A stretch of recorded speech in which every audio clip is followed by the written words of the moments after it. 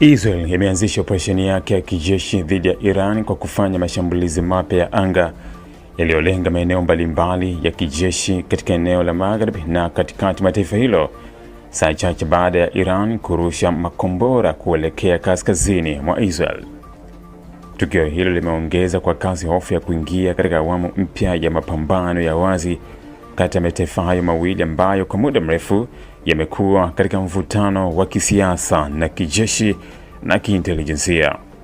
Jeshi la Israel lilithibitisha kuwa jeshi lake la anga lilifanya mashambulizi yaliyolenga kile lilichokiita malengo ya kijeshi ndani ya Iran, likisema operesheni hiyo ilihusisha maeneo yaliyopo Magharibi na katikati mwa nchi hiyo.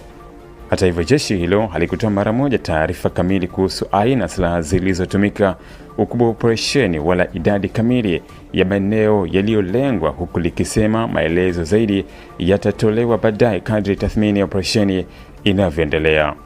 Muda mfupi baada ya taarifa hiyo kutolewa, vyombo vya habari vya ndani vya Iran vilianza kuripoti kusikika kwa milipuko mikubwa katika miji kadhaa muhimu ikiwemo Tehran, Tabriz na Isfahan.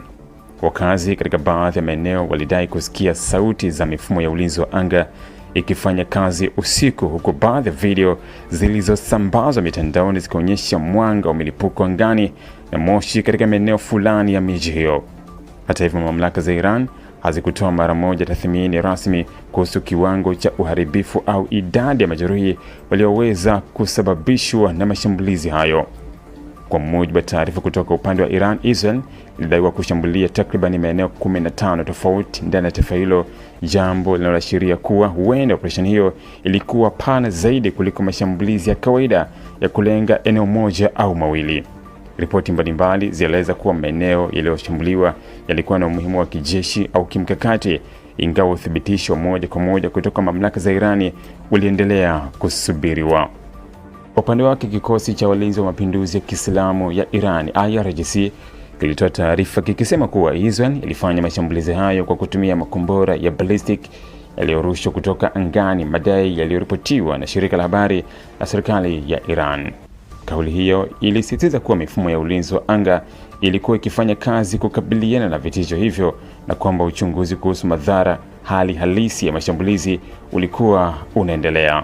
Mashambulizi ya Israel yalifanyika baada ya Iran kurusha makombora kuelekea maeneo ya kaskazini mwa Israel katika hatua iliyoonekana kama mwendelezo wa mvutano unaozidi kuongezeka kati ya pande hizo mbili. Taarifa za awali zinaonyesha kuwa ving'ora vya tahadhari vilisikika katika baadhi ya maeneo ya Israel, huku vikosi vya ulinzi vikijaribu kuyazuia makombora hayo